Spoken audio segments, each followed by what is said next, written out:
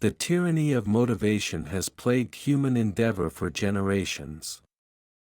We are constantly told to find our why, to stay inspired, or to hustle relentlessly. This focus on an internal, volatile state is not a path to sustainable success. It is a psychological trap. Motivation, by its very nature, is fleeting. It is an emotion, a spark that ignites a burst of energy, but rarely an enduring flame. We feel its exhilarating rush at the start of a new project, a new year, or a new fitness regimen. This initial burst blinds us to the deeper, more reliable forces at play.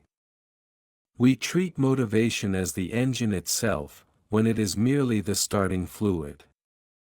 This misunderstanding is the core mystery of modern productivity. Imagine an elite marathon runner or a groundbreaking scientist. Do they wake up every day feeling spontaneously, overwhelmingly motivated to face the grind? Almost certainly not. Their secret lies in something far less glamorous, yet infinitely more powerful: the system.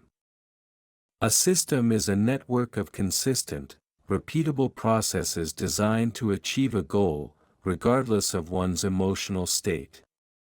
It bypasses the need for willpower and relies on environment, design, and routine.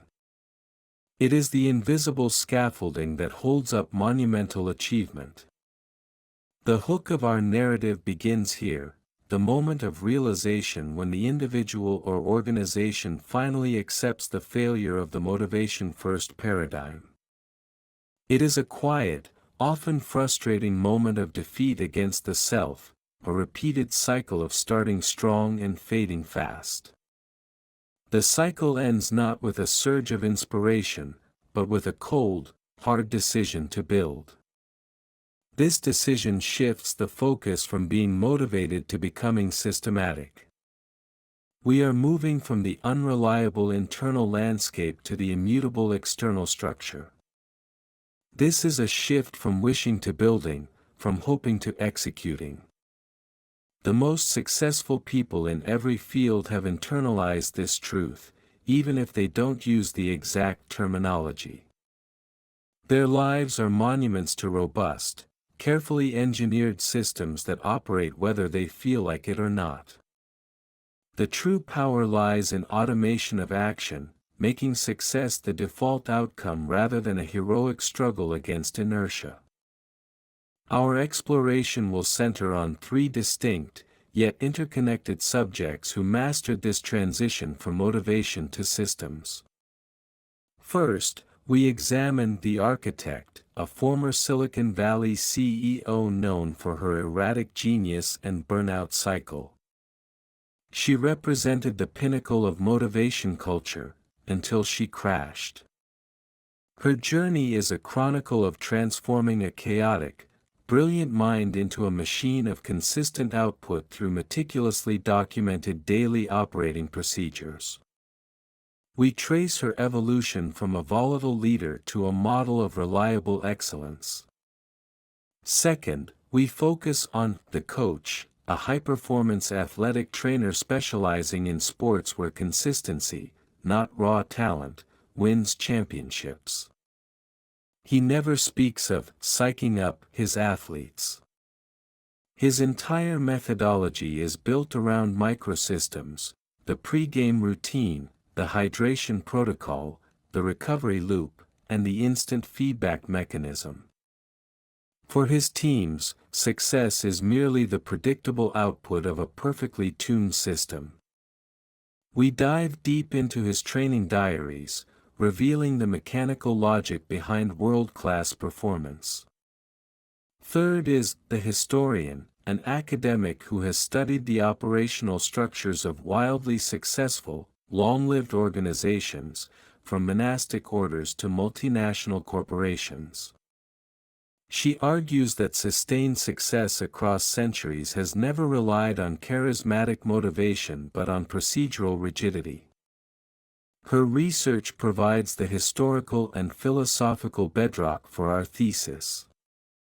Her insights are drawn from ancient texts and corporate archives, proving that this principle is not new, but fundamentally human. The stage is set across boardrooms, training grounds, and dusty libraries. We are charting a course that dismisses the inspirational speaker's mantra and embraces the engineer's blueprint.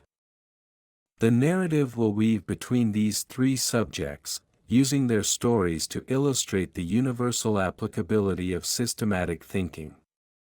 Their individual breakthroughs collectively form the evidence for a paradigm shift. They are living proof that structure liberates, and dependence on emotion ultimately enslaves. The initial problem, the core mystery we seek to unravel, is the motivation paradox. Why do people who are highly driven, articulate their goals clearly, and possess intense desire so frequently fail to achieve their long-term ambitions? It is the enigma of the gym membership used for 2 weeks, the half-written novel, the business plan abandoned after the first setback. The world is full of motivated failures. We open with a montage of these all too common scenarios: the New Year's resolution fading in February, the diet that lasts until the first major stressor, the ambitious personal project that languishes in a digital folder. This is the human cost of relying on a variable resource. The core mystery lies in the psychological mechanism that equates the feeling of motivation with the act of execution. We feel motivated, and our brain registers the preliminary reward, often confusing the anticipation with the achievement itself. This is motivational leakage. We spend so much energy consuming motivational content, videos, podcasts, speeches, that we mistake this passive consumption for proactive work. The mystery deepens when we observe that highly motivated individuals often take on too much. Their emotional high pushes them toward grand, unsustainable commitments. When the emotion inevitably recedes, the sheer scale of the commitment crushes them. They lack the structural resilience to continue. The contrast is the enigma of the unmotivated achiever. These are the individuals who seem almost bored by their routine, yet consistently deliver exceptional results. Their output is a straight line, not a series of peaks and valleys. They don't appear to love every minute of the work, but they do the work anyway. This is where our investigation must turn. The architect's initial frustration, the feeling of being trapped on a motivational treadmill, perfectly embodies this problem. She had the desire but lacked the delivery mechanism. The mystery is not how to feel motivated, but how to render motivation irrelevant to the outcome. We must find the hidden code, the overlooked operating principle that allows action to persist independently of mood. The first major clue emerged not from psychology, but from the realm of industrial engineering and process control. It was the concept of the Poka-Yoke, a Japanese term meaning mistake-proofing. This was the crucial discovery. Poka-Yoke is a system design principle where the process itself is designed to prevent errors or make them immediately obvious, thereby removing the need for constant, motivated vigilance. Applied to personal performance, the Poka-Yoke becomes the habit trigger or friction reduction system. The architect's crucial discovery was this: her failures were not moral or psychological, but architectural. Her environment was not mistake-proofed for success. Her system for writing an important email, for example, relied on remembering to do it. A motivational failure.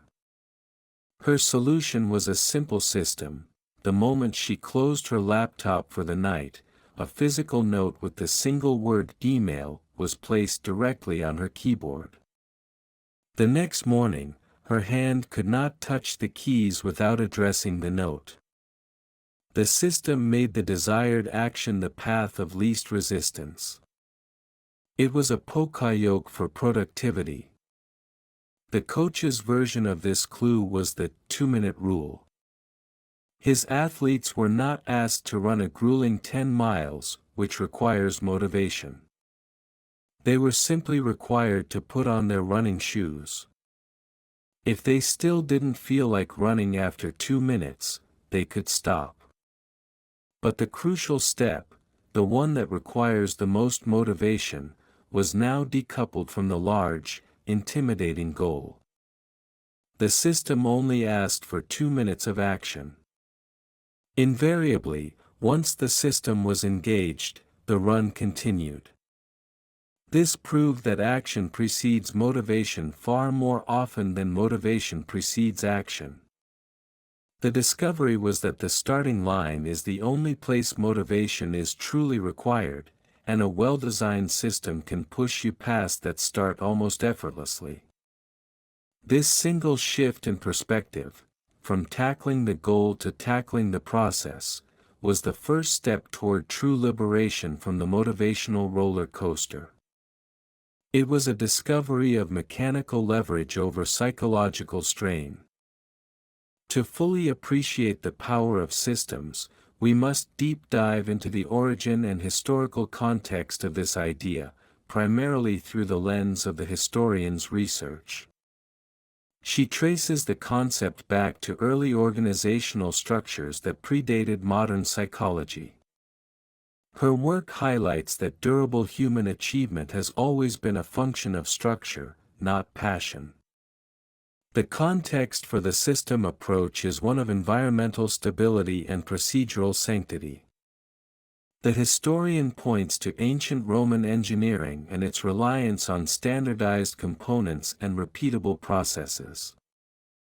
The aqueducts were built not by highly motivated, spontaneous acts of genius, but by a rigid, scalable system of measurement, materials, and construction.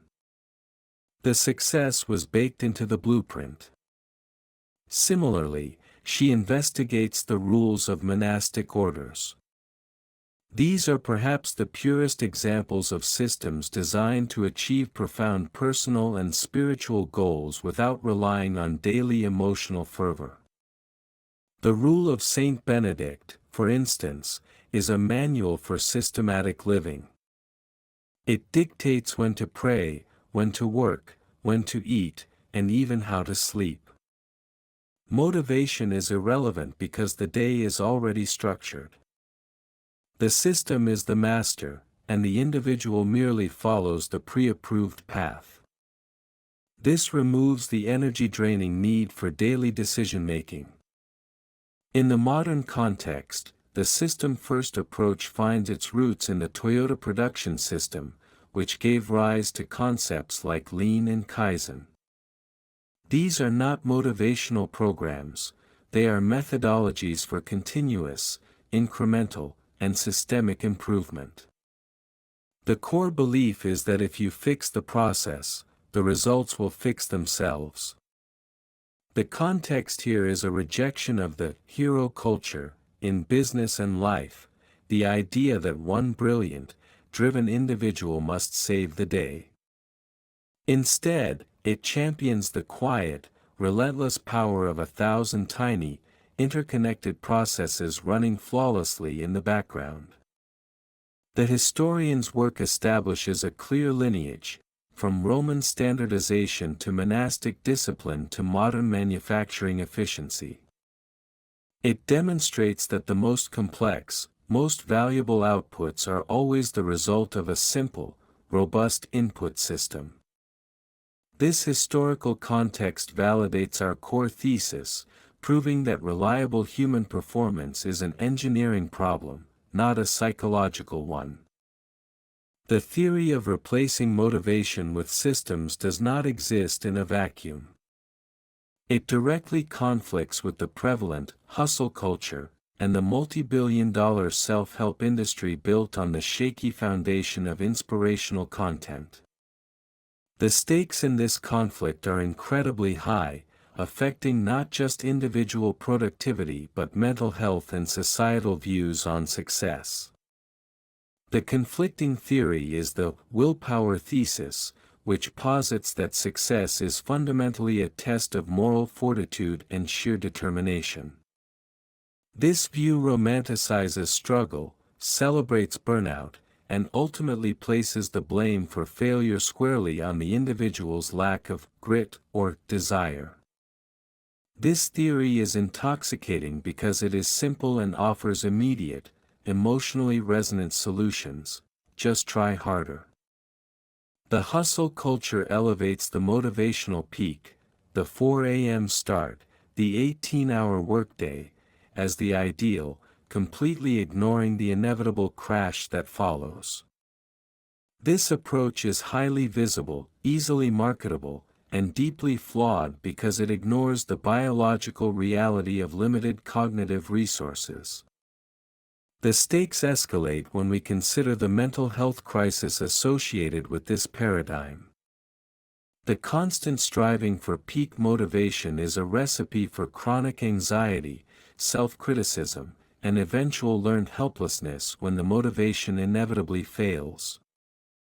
Our system-based theory offers a radical, almost heretical alternative: that the struggle itself is often unnecessary, a design flaw. The stakes for the architect, in particular, were survival. Her career and her well-being hung in the balance. She realized the harder she tried to will herself to work, the deeper she sank into paralysis. The coach, too, faced escalating stakes, championship contention. He couldn't afford a single emotional dip from a star player. His system had to be more reliable than an adrenaline rush. The conflict boils down to one question: is long-term success a function of a heroic inner struggle, motivation/willpower, or an intelligent external design, systems/architecture? The documentary must showcase the immense societal pressure to choose the heroic struggle, and the quiet, almost revolutionary act of choosing the intelligent design instead. The escalation is the realization that the old way is actively destructive, not just inefficient, demanding a total overhaul of one's approach to life and work. For each of our subjects, there was a clear, definitive point of no return, the moment they irrevocably committed to the systematic path. This moment was catalyzed by a catastrophic failure that could only be attributed to a reliance on motivation. It was a failure so public or so personal that it destroyed the illusion of willpower once and for all. This is the narrative climax of the first half, the moment of absolute commitment. The architect's point of no return came during a high-stakes board presentation. Due to a series of late nights fueled by adrenaline and hustle, she had overlooked a critical financial figure in her slide deck. It was a tiny, systemic error, but in a multi-million-dollar context, it was devastating. The board dismissed the oversight as a lapse in focus, but she saw it for what it truly was: the predictable result of an unsustainable, motivation-driven workflow. She realized that brilliance and drive were useless if the basic process was prone to fatigue-induced errors. In that moment, she vowed to prioritize the predictability of the process over the volatility of her genius. Her subsequent action was to hire an operations manager not for the company, but for her personal life, tasking them with mapping and streamlining every single work-related procedure. This was a radical, public acknowledgement of her own fallibility. The coach's point of no return was a sudden, unexplained mid-season slump by his championship contending team. There was no internal conflict, no external pressure, just a collective, inexplicable dip in motivation. Every motivational tactic he employed failed. He had to face the terrifying truth: he could not control their mood. He spent 2 weeks meticulously charting every single variable: sleep cycles, meal times, water intake, pre-practice rituals. He found a correlation, not in their desire, but in a systemic failure to adhere to their strict hydration protocol on travel days. The system broke, and performance fell. His epiphany was simple: he stopped talking about winning and started talking exclusively about adherence to the protocol. He institutionalized the belief that the protocol was the outcome. The psychological leap was complete. The focus shifted entirely from the abstract goal to the physical, repeatable process. The midpoint twist is the surprising, counterintuitive revelation that systems are the true source of creativity and freedom. The common perception is that systems are rigid, soul-crushing, and antithetical to creative endeavor. Our subjects discover the opposite. This revelation dismantles the fear that systematic living equals boring living. The architect, initially fearing that her new, rigid schedules would stifle her creativity, found the opposite to be true. Her brain was no longer wasting energy on decision fatigue: what to work on next, when to take a break, how to start a task. The system predecided the non-creative components of her day. This massive cognitive reserve was immediately redirected into deep, creative problem-solving. She realized that the structured container of the system was what allowed the fluid, unpredictable nature of creativity to flow freely. The twist is that constraint sparks creativity. By limiting the mundane variables, she unleashed her higher-order thinking. Her innovation rate actually increased, but her stress level plummeted. The historian provides the philosophical context for this twist. She examines great artists and writers who were, in fact, creatures of extreme habit, from daily walking rituals to set writing times. These routines were their systems. They were not driven by the motivation of the muse; they called the muse through the systematic repetition of the creative act. The system was the mechanism by which they guaranteed they would show up, and the simple act of showing up is the prerequisite for all creative output. The most profound works of art are often built on a foundation of astonishing procedural discipline. The revelation fundamentally shifts the narrative: the system is not a cage, but a launch pad. It is not about eliminating personality, but about eliminating the friction that prevents personality from expressing itself consistently. The true freedom is the freedom from the constant, exhausting negotiation with oneself about whether or not to do the work. The system handles the negotiation, the person handles the performance. This is the sweet spot: disciplined delivery leading to liberated thought. The truth about systems, that they are superior to motivation, is constantly being suppressed, often unintentionally, by powerful commercial and cultural forces that profit from the motivational paradigm. This suppression is not a conspiracy, but a highly profitable business model. The multi-billion-dollar motivational speaking circuit, self-help books, and hustle brand merchandise all rely on the premise that you are only one secret, one epiphany, or one emotional push away from success. Their product is the fleeting feeling of motivation, not the durable structure of a system. To admit that systems are the answer would be to admit that their product is ultimately ineffective for long-term change. The suppression is economic. the promise of an easy, emotional fix sells far better than the hard truth of disciplined, meticulous process design. Culturally, the truth is suppressed by the media's obsession with the overnight success story or the heroic genius. We rarely celebrate the person who methodically did the work for 10 years. We want the flash, the drama, the moment of spontaneous inspiration. This narrative framework makes systemic, incremental progress seem boring, untelegenic, and unworthy of attention. The system thinker is the quiet, reliable engine in the background. The motivation seeker is the explosive but ultimately fragile star. The cultural suppression is one of storytelling preference.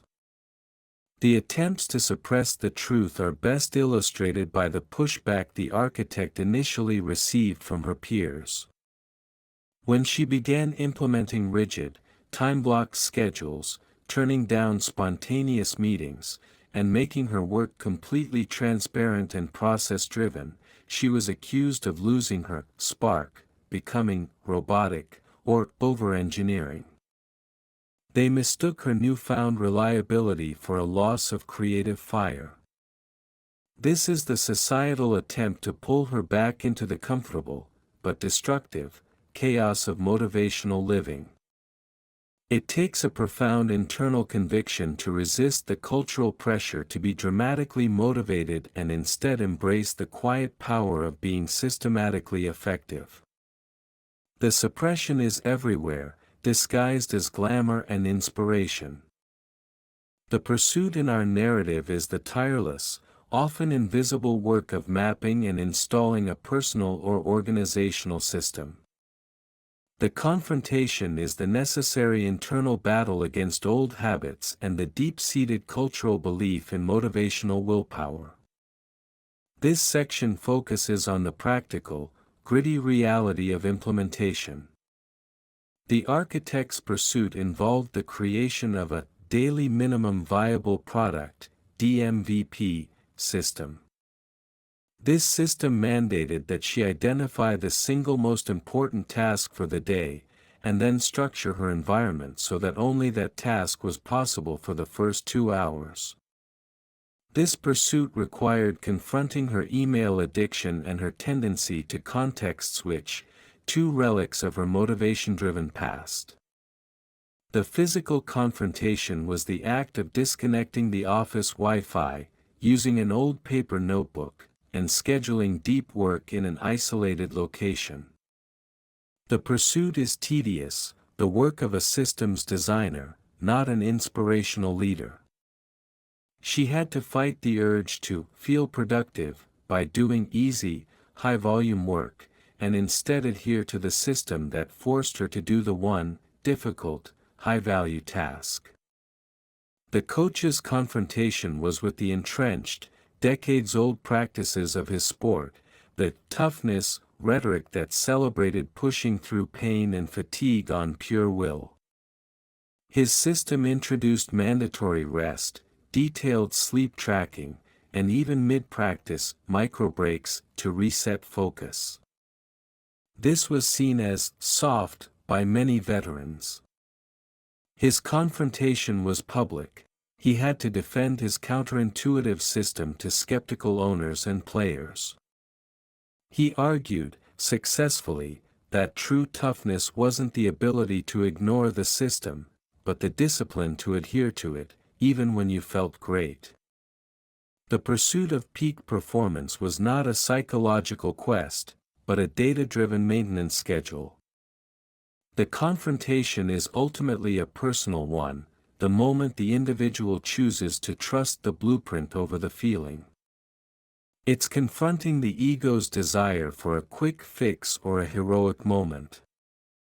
The pursuit of the system is the quiet dismantling of the self-sabotage mechanisms built into a motivation-dependent lifestyle. It is the victory of process over impulse, and the confrontation is the moment of truth when the system is challenged by the inevitable dip in mood and holds firm. In this stage, the individual systematic elements come together to form a cohesive, self-reinforcing loop. The final pieces fall into place when the subjects realize the true elegance of a complete system. It is a closed loop of action, feedback, and refinement that operates with minimal external input. For the architect, the final piece was the review system.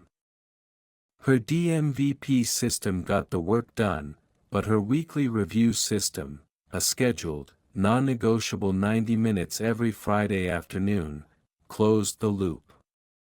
This review wasn't a check-in on her feelings or her motivation, it was a check-in on the integrity of the system itself. She asked, which part of the process failed this week? How can I Poka-Yoke the next week? The final piece was the meta-system, the process for continuously improving the process. She realized the system was not a static rulebook, but a living, breathing, adaptive structure. The success was now completely divorced from her emotional engagement with the work. The coach's final piece was the integration of recovery as a core performance metric. Previously, recovery was an optional, motivation-dependent activity. Now, it became a non-negotiable, tracked input. He measured heart rate variability and sleep quality with the same rigor he measured sprint times. By making recovery part of the system, he completed the loop. Effort leads to mandated recovery, which leads to renewed effort. The final piece was understanding that a system must include both the activation protocol and the deactivation protocol. The historian's ultimate finding ties it all together. The most successful systems are not designed for perfection, but for resilience and repair. They include clear, immediate, and low-friction mechanisms for getting back on track. The final pieces are the feedback loops, the automatic triggers, and the explicit, pre-planned recovery steps. When these elements interlock, the system becomes greater than the sum of its parts. It becomes a reliable machine for output, running smoothly whether the operator is inspired or indifferent. The work flows, not because of a heroic push, but because the path has been cleared and the tracks are laid. The truth, the primary conclusion of our investigation, is revealed. Motivation is merely the initial desire, but a robust system is the executed love of the work. The goal is not to eliminate motivation, but to contain and utilize its power wisely, transferring its long-term burden to a structure designed for consistency. The system-first approach is fundamentally an act of self-respect and maturity. It acknowledges human fallibility. It respects the fact that we will have bad days, that our environment will challenge us, and that our feelings will betray us. Motivation first is naive, it assumes perpetual, perfect internal conditions. The systematic approach is pragmatic and acknowledges the reality of the human condition. It is a mature, structural solution to a pervasive human problem. The primary conclusion is that a system operates on the principle of inertia of action. Getting started is the hardest part. A system is an engineered solution to the starting problem. It preloads the first step, making it nearly automatic. Once in motion, an object tends to stay in motion. A systematic approach leverages this physical law for psychological benefit. It's about harnessing momentum rather than constantly creating it from zero. The architect's final realization embodies this conclusion.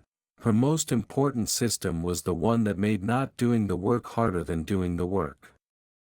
By pre-committing, by publicly declaring, and by structuring her physical and digital environment, she created a gravitational pull toward the desired action.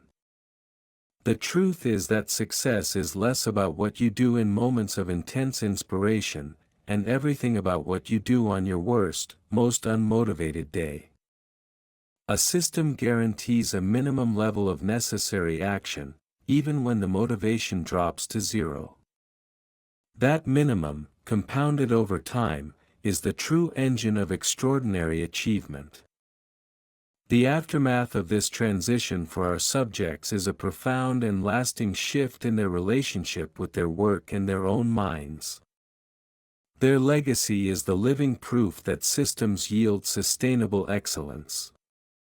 The modern TIEs demonstrate how this principle is quietly shaping high-performance fields today.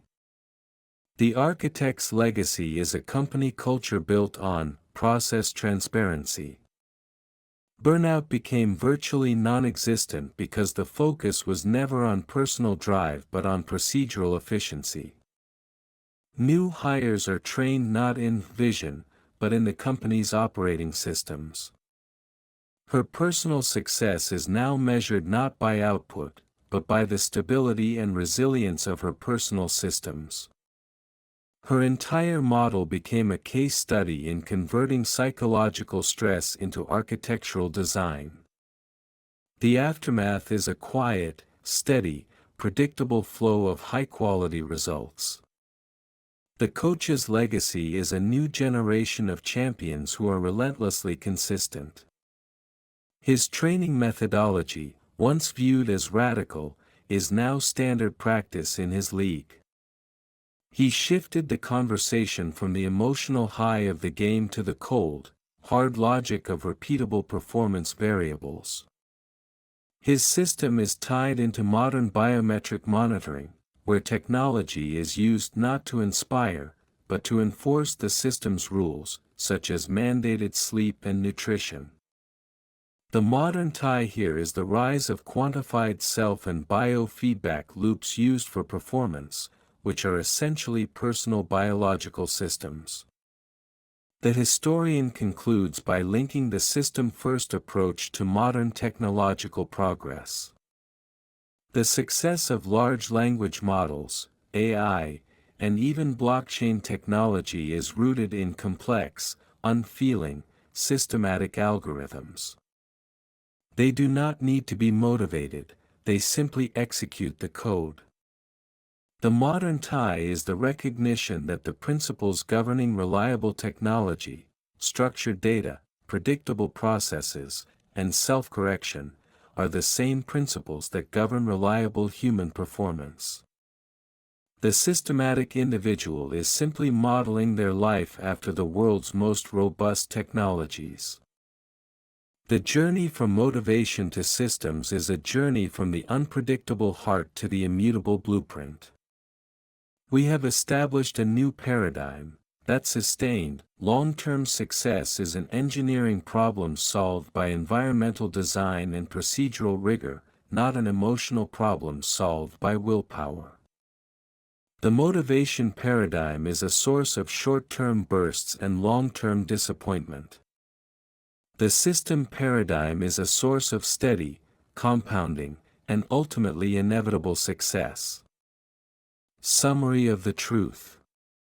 Motivation is an emotional startup cost, systems are the engine of endurance. The goal is to design a process that makes action the default, removing the need for daily, exhausting internal debate. Success is not a battle of will, but a matter of architecture. We must design our environment and our schedule to make the desired action the path of least resistance, Poka-Yoke. Systems are the true source of cognitive freedom. By automating the mundane, the mind is liberated for true creative and strategic work. The most crucial system is the review system. Success is secured by continuously fixing the process, not by constantly trying to fix oneself. The final, lingering mystery is the nature of motivation itself in this new context. If the system handles the day-to-day execution, what is the new role for passion, desire, and inspiration? The mystery remains: while motivation is useless for execution, perhaps it is essential for system selection. Motivation provides the initial direction, the moral compass that points us toward the goal we want to build the system for. It is the architect's vision, but the system is the construction crew. The motivation provides the what and the why, but the system provides the how, consistently, predictably, and without fail. The final, powerful conclusion is that we must stop consuming motivation as an end in itself and start channeling it as the fuel for building the systematic structures that will render it obsolete. This is the path to a life of reliable achievement, a quiet, profound victory over the tyranny of the fleeting feeling.